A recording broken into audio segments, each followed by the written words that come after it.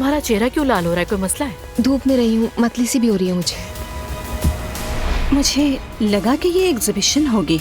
इस तमाम को आप कलेक्टर स्पेशल प्रीव्यू कह रहे हैं। एक बहुत ही होनहार और बासलाहियत खत्ताती की फनकारा भी मौजूद हैं और इनका नाम है नूर फातिमा। तो हम इसे सबसे पहले देखेंगे। जी हाँ। उमर और मैंने हादसे वाली रात पेरिस में जाके शादी कर ली थी। अल्लाह आपको खुश रखे। और ये हमारा नया घर है जहां हम इकट्ठे बुढ़ापे तक रहेंगे।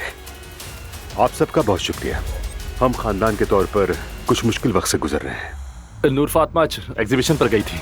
क्या तुम अकेली गई थी बेटी? मेरे एक कस्टमर थे जिन्होंने मेरी खत्ताती साड़ी खरीदी थी, उन्हीं की दावत पर गई थी वहाँ। मेरी अभी तक उनसे मुलाकात नहीं हुई, लेकिन वो बहुत अच्छे आदमी है। यानी कि वो क्लाइंट एक मर्द है?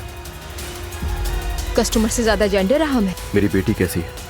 अगर वो ठीक ना होती तो मैं यहाँ ना होती असलान। अदालत की अगली तारीख मिल जाने पर खुश होने की जरूरत नहीं है तुम्हें। मैं अपना इरादा नहीं बदल रही। क्या पता इरादा बदल जाए बाद में तुम्हारा, किसी को क्या मालूम।